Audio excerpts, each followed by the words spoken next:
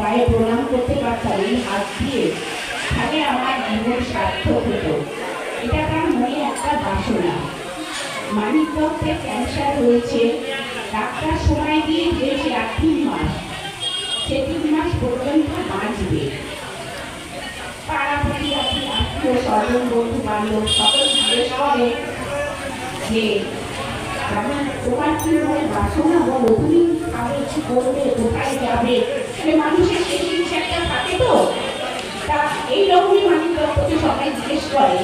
মানিক দত্ত একটাই উত্তর দেয় যে আমি যদি আমার গুরুদেবের আপনি চরণে একটু স্পর্শ করতে পারতাম, তারপর আমার মরে গেলে কোনো দুঃখ ছিল না। কিন্তু ডাক্তার তো 3 মাস বেঁধে দিয়েছে। 3 মাস যায়, 6 মাস যায়, 7 মাস যায়, 1.5 বছরও চলে যায়, কিন্তু মানিক দত্তের আর মরা হয় না। মরার সমস্ত কিছু থাকে, কিন্তু মানিক দত্তের প্রাণ মরা হয় না। তা তখন ভগবান যখন বাংলাদেশে 2.5 বছর 3 বছর পর পর আসতেন, সেবার ভগবান কাউখানি গ্রামে একটা পানি শিষ্য, ভগবান বাংলাদেশে প্রচুর পানি শিষ্য ছিল, প্রচুর পানি শিষ্য ছিল।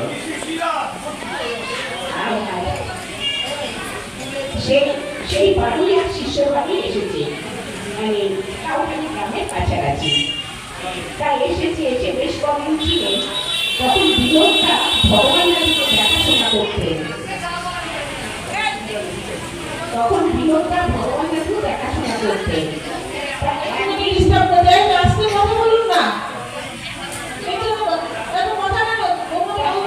ভগবান বিনোদটাকে বলছে, বিনোদটা, বিনোদ তুমি এক কাজ করো, কাল খুব ভোরে আমি একটা জায়গায় যাব, তুমি একটা নৌকা রেখে দিও। নৌকা বলতে লড়াই মাঝি। লড়াই মাঝি ভগবানকে নিয়ে সব জায়গায় যেতে, মানে নথিমাত্রিক দেশ, নথি করে যেতে গেলে নৌকা আসবে, আর সেই লড়াই মাঝি যেতেন।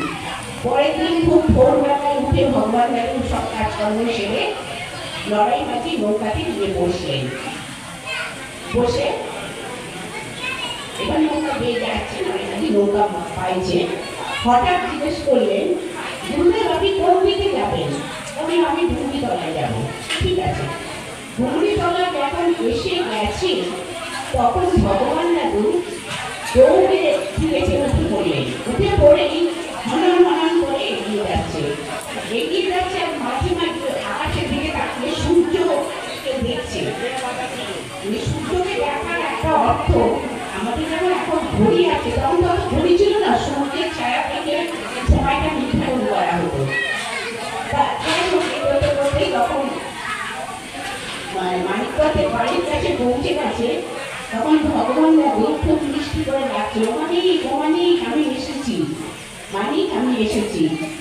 যে মানিক বিছানায় শয্যাশায়ী, দীর্ঘদিন আহার ছেড়ে দিয়েছে, শরীরে রক্ত বলতে কিচ্ছু নাই, কঙ্কাল সার দেহ, বিছানায় ঘুরে শুনে নিঃশ্বাসটুকু দুঃখ করে নিচ্ছে।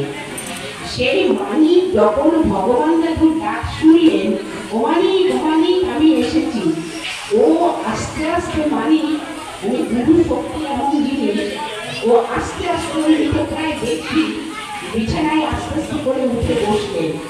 ভগবান দাদু মানিক করে ডাকতে ডাকতে যখন তার বিছানার সামনে গেলেন, তখন মানিক বিছানায় উঠে বসে আস্তে আস্তে করে নামার চেষ্টা করছে। দেখুন গুরু শক্তি কি সাংঘাতিক।